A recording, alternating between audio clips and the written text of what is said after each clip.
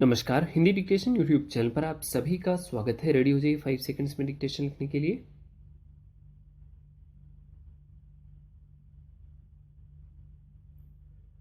भारतीय reserve bank यानी RBI ने एक बार फिर कर्जदारों को राहत पहुंचाने का प्रयास किया है। उसने संशोधित दिशा निर्देश जारी कर रहा है कि अगर कोई कर्जदार समय पर किस्त नहीं चुका पाता तो बैंक उससे दंड शुल्क तो वसूल सकते हैं, मगर उस पर चक्रवृद्धि ब्याज नहीं ले सकते। हालांकि यह निर्देश नया नहीं है। अप्रैल में ही इसका प्रस्ताव आया था और मई में आरबीआई ने दिशा निर्देश जारी कर रहा था कि बैंक दंड शुल्क पर चक्रवृद्धि ब्याज न वसूले, मगर बैंकों ने इस पर अमल नहीं किया, जिसके चलते आरबीआई को संशोधित दिशा निर्देश जारी करने पड़े हैं। दरअसल कोरोना महामारी के बाद बहुत सारे लोगों की आमदनी घट गई है। बहुत सारे लोगों के रोजगार छिन गए। फिर महंगाई पर काबू पाने के लिए आरबीआई ने रेपो दरों में बढ़ोतरी कर दी। ऐसे में जिन लोगों ने मकान, दुकान, वाहन आदि के लिए कर्ज लिए थे, उन्हें किस्तें चुकाने में दिक्कतें पेश आने लगी। बहुत सारे लोग आज भी किस्तें चुकाने में विफल हो रहे हैं।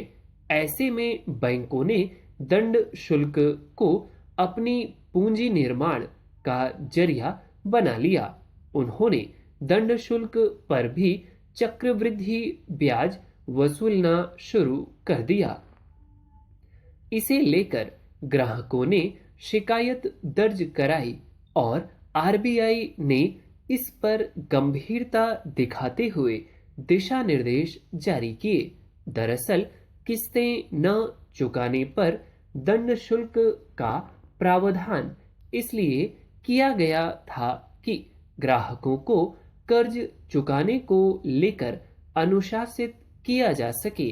दंड शुल्क को मूलधन में शामिल नहीं किया जा सकता।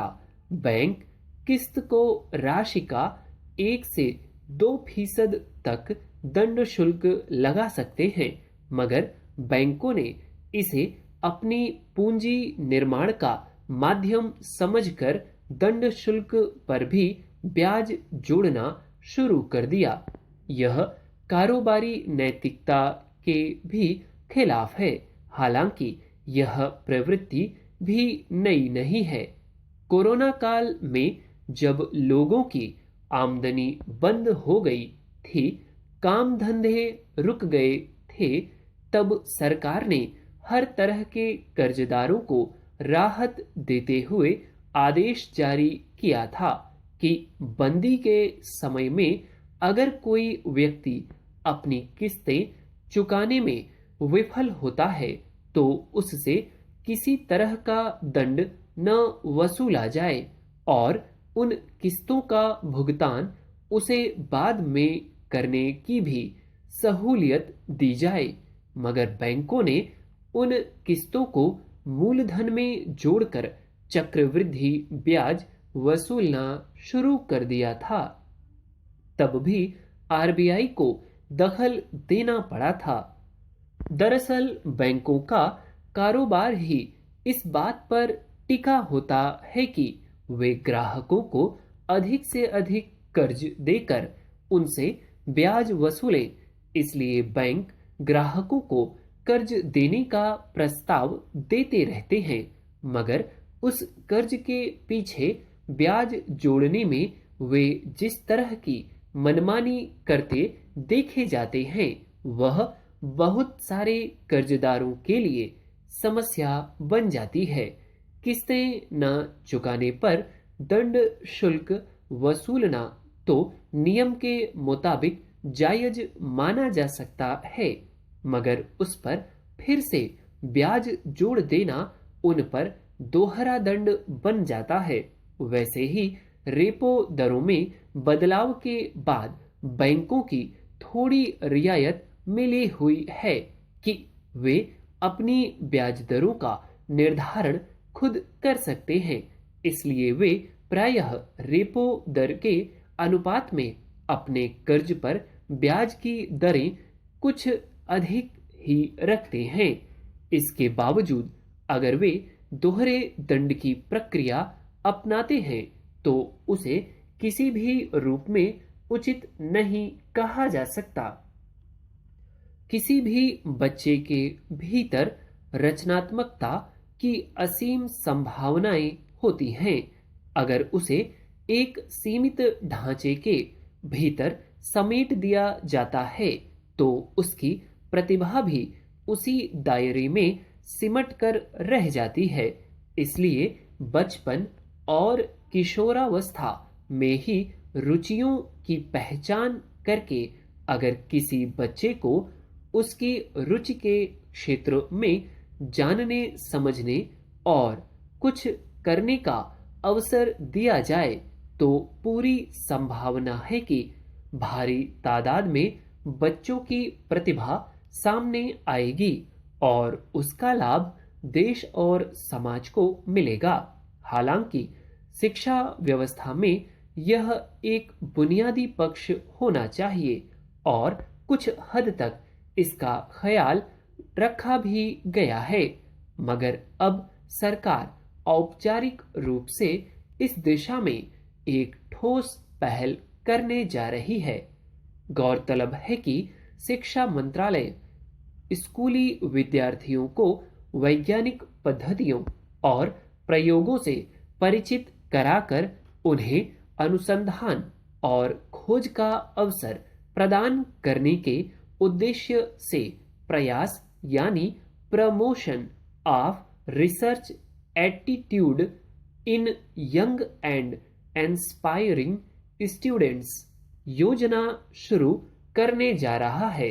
इस योजना का मकसद युवा विद्यार्थियों के बीच वैज्ञानिक चिंतन उत्पन्न करना और साक्ष्य आधारित विज्ञान प्रक्रिया, नवीनता और रचनात्मकता का विकास करना है।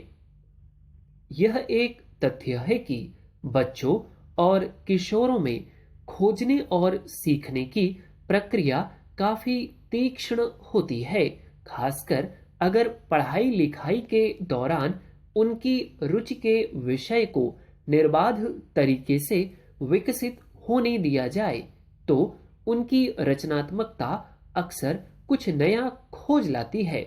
लेकिन हमारे यहाँ आमतौर पर निर्धारित पाठ्यक्रम ज्यादातर बच्चों के लिए शिक्षण के ढांचे का एक अनिवार्य हिस्सा होता है और उसी के मुताबिक उन्हें अपनी पढ़ाई पूरी करनी होती है। इसमें कई वैसे बच्चों की प्रतिभा दबी रह जाती है जिनकी अभिरुचियों को सही दिशा और उसे समझने का अवसर नहीं मिल पाता है, बल्कि इसके उलट ऐसे मामले आम हैं जिनमें स्कूली शिक्षा के दौरान कई बार अभिभावक बच्चों को ऐसे विषयों की पढ़ाई में झोंक देते हैं जिसे उन्हें जबरन पढ़ना पड़ता है। यह मान लिया जाता है कि निर्धारित पाठ्यक्रम और अभिभावकों की इच्छा के मुताबिक ही बच्चों को शिक्षा दीक्षा होनी चाहिए। उन्हें अपनी पसंद के विषय में कुछ नया समझने और सीखने के प्रति हतोत्साहित किया जाता है। यह एक ऐसी स्थिति होती है जिसकी वजह से स्कूली शिक्षा के दौरान बहुत सारे बच्चों की रचनात्मक प्रतिभा का एक तरह से दमन हो जाता है। जो बच्चे ज्ञान विज्ञान के क्षेत्र में नई खोज के वाहक बन सकते हैं वे एक बने बनाए रास्ते के यात्री बने रह जाते हैं। इस लिहाज से देखें तो प्रयास की अहमियत इस रूप में दर्ज की जा सकती है कि इसमें व्यक्तिगत रूप से या समूहों में अनुसंधान या खोज करने के लिए विद्यार्थी की क्षमता विकास पर जोर दिया गया है। दरअसल बच्चे सबसे ज्यादा अपने आसपास के वातावरण को देख समझकर सीखते हैं। शायद यही वजह है कि इस योजना के तहत किसी स्थानीय समस्या की पहचान और उसका अध्ययन करने, इसके पीछे के वैज्ञानिक कारणों की जांच करने और समाधान खोजने के साथ साथ किसी विचार, कल्पना या अवधारणा पर शोध करने पर जोर दिया गया है।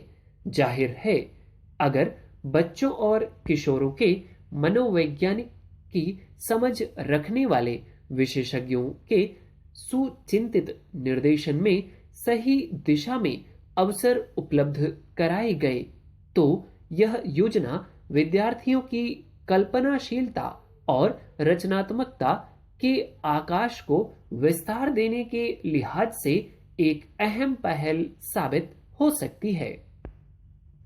That's all. एक टर्म लास्ट से चौथी लाइन में बोली गई है मनोविज्ञान, उसको शायद मनोवैज्ञानिक बोल दिया है मैंने, वो टर्म एक ध्यान रखिए और उसको करेक्ट कर लीजिए। That's all.